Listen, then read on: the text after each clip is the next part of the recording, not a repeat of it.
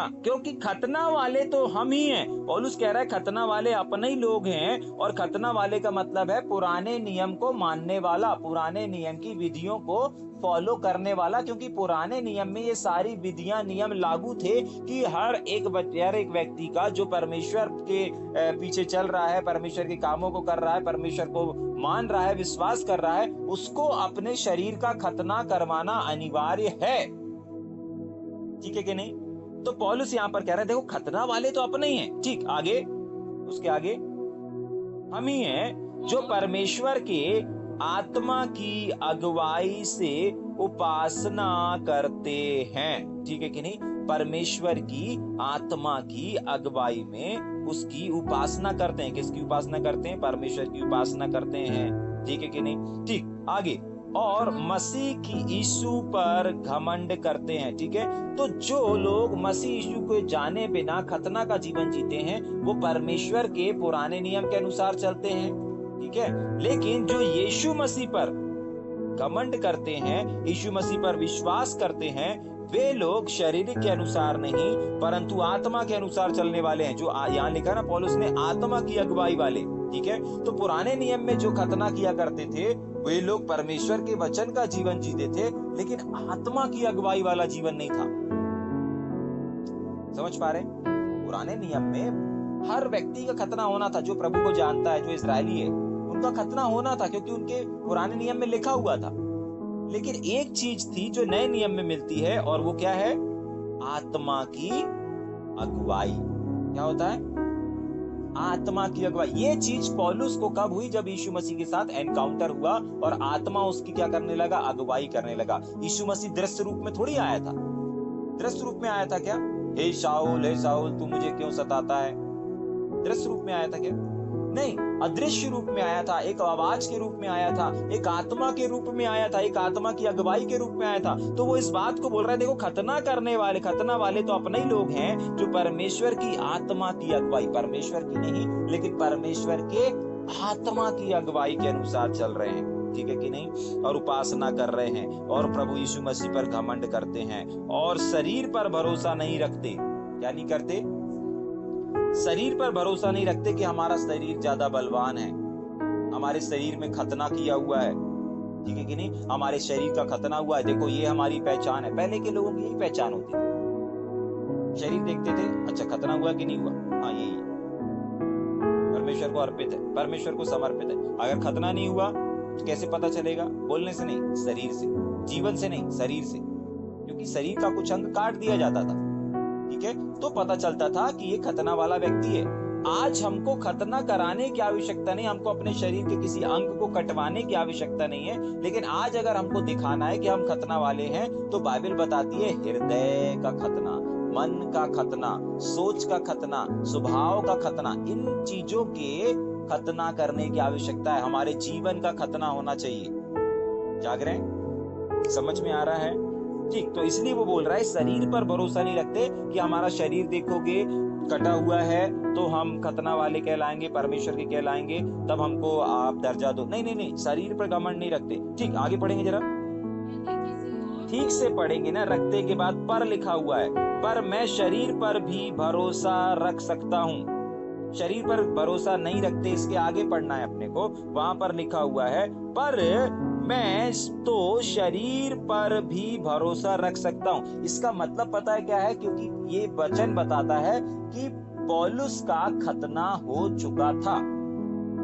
अगर आपसे कभी कोई पूछे, सवाल करे कि पौलुस का खतना हुआ था क्या, तो आप बिल्कुल इस वचन के अनुसार बोल देना, हाँ पौलुस का खतना हुआ था।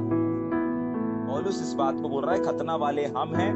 आप 3 वचन से साबित कर सकते हो। दूसरा, आप 4थे वचन से क्लियर कर सकते हो कि हाँ मैं शरीर पर भरोसा रख सकता हूँ, पर मैं शरीर पर भरोसा रख सकता हूँ पर नहीं रखता, क्योंकि मैं उसको, मेरा हुआ है लेकिन मैं उस पर डिपेंड नहीं हूँ, उस पर भरोसा नहीं है। शरीर पर भरोसा का मतलब है मैं अपने खतना पे आश्रित नहीं हूँ कि मेरा खतना हुआ है तो मैं परमेश्वर का कहलाऊंगा, मेरा खतना हुआ है तो मैं परमेश्वर का जन कहलाऊंगा। नहीं, ऐसा बिल्कुल नहीं है। ठीक है कि नहीं? यदि किसी और को शरीर पर भरोसा रखने का विचार हो तो मैं उससे भी बढ़कर रख सकता हूँ। अगर एक और व्यक्ति है जिसका खतना हुआ है, पौलुस कह रहा है मैं उससे भी बढ़कर रख सकता हूँ। पता है क्यों? क्योंकि पौलुस के अंदर खतने की दीवानगी जितनी थी ना, उतनी दीवानगी किसी के पास नहीं थी। उसके पास खतना कराने के बाद जो काम करना है, उसके पास उस चीज की दीवानगी थी। बाइबल बताती है यीशु मसीह के चेलों को जो मार रहे थे, घसीट रहे थे, उनमें इसका भी योगदान था। स्तिफनुस जो उसको पथराव करके मार दिया गया था, उसमें भी पौलुस सहमत था उसके वध में। आप समझ पा रहे हैं? पौलुस ने एक चीज को बोला, अगर किसी को शरीर पे भरोसा रखने का विचार है ना कि मेरा भी खतना हुआ है, मैं भी परमेश्वर को जानता हूं, तो पौलुस कह रहा है मैं उससे भी बढ़कर रख सकता हूं। पता है क्यों? खतना तो एक सही होता है, लेकिन खतना के बाद जीवन जो उसने जिया ना, वो एक अलौकिक जीवन था। वो परमेश्वर के लिए जीवन जी रहा था, और कोई परमेश्वर नहीं, यहोवा परमेश्वर ही है, कोई यीशु मसीह नहीं है, कोई मसीह नहीं है, कोई यीशु मसीह नहीं, कोई यीशु मसीह के लोग नहीं है। ऐसा किया करता था, और यीशु मसीह के लोगों को पकड़ पकड़ के आराधनालय से पकड़ पकड़ के मारा करता था। जागरे चर्च से निकाल के, दरबार से निकाल के मारा करता था। बाइबल में उसके लिए एक शब्द है कि वो कलीसियाओं को उजाड़ रहा था। जागरे जो कलीसियाओं को सबसे ज्यादा उजाड़ रहा था, वही सबसे ज्यादा कलीसियाओं को बसाने वाला बन गया। ठीक है कि नहीं? अभी के लिए वो कह रहा है कि देखो खतना सबका होता है, लेकिन मैं अपने खतना पर उससे बढ़कर घमंड कर सकता हूं। क्यों? क्योंकि मैंने उस खतने के से बढ़कर कहीं काम किया है। ठीक है कि नहीं? समझ में आ रहा है? ठीक, आगे 8वें दिन मेरा खतना हुआ। ठीक है, याद रखिए, कभी कोई पूछे तो आप बता सकते हो कि पौलुस का खतना हुआ। उसके जन्म के बाद 8वें दिन उसका खतना हुआ, और इजराइल के वंश और बिन्यामीन के गोत्र का हूं। कहाँ है वो? ये पौलुस के बारे में अगर कोई आपसे पूछे कि पौलुस कौन है, यहूदी है, ये है, वो है, अनके ढंके, अगर आपको भी नहीं मालूम, आप इस वचन से बता सकते हैं। ठीक है, आपको प्रेरितों के काम जब आप पढ़ेंगे तो वहां पर पौलुस कौन है कंफ्यूज होंगे। पौलुस रोमी है, यहूदी है, कौन है, वहां पर पौलुस ने कंफ्यूज करने के लिए कुछ कुछ स्टेटमेंट को दिया है, लेकिन आपको सही स्टेटमेंट यहाँ मिलेगा फिलिपियों की पत्री में कि पौलुस एक्चुअली कौन है, कहाँ जन्म हुआ, किनके लोगों। वापस पढ़ेंगे 8वें वचन को। 8वें दिन मेरा खतना हुआ, कहाँ पर हुआ? इजराइल के वंश का। मैं कहाँ का हूँ? इजराइल के वंश का। परमेश्वर ने जिसके साथ प्रतिज्ञा बांधी, परमेश्वर जिसको समुद्र से और पूरे इजराइल की गुलामियों से, मिस्र की गुलामियों से इजराइलियों को समुद्र के पार ले गया, वाचा के देश, उस वाले गोत्र का, उस वाले वंश का हूं मैं, जिसके साथ परमेश्वर ने वाचाएं बांध करके रखी हैं, जिसके साथ परमेश्वर ने प्रतिज्ञाएं जोड़ करके रखी, मैं वहां का हूं। ठीक, और बिन्यामीन के गोत्र का हूं। आपको मालूम है बिन्यामीन कौन था? हाँ, 12 बेटों में से 12 जो गोत्र बने थे, 12, ये बिन्यामीन नाम है, मतलब एक बेटे का नाम है। ठीक है, इसको गोत्र भी बोला गया है और बेटा भी बोला गया है। ठीक है कि नहीं? 12 गोत्र जो थे ना, उनके बेटों के अनुसार थे। अगर आपको पढ़ना है तो उत्पत्ति की किताब मेरे ख्याल से 34 अध्याय में दिया होगा, 34 30 से 32 33 34 में आपको मिल जाएगा। वहां 12 के इकट्ठे नाम दिए गए हैं। ठीक है कि नहीं? समझ में आ रहा? तो वो उसके वंश का है, उसके गोत्र का है पौलुस। ठीक है, अगर पौलुस के बारे में स्टडी करना है तो ठीक। उसके आगे इब्रानियों का इब्री हूं मैं, इब्रानियों का इब्रानी हूं मैं।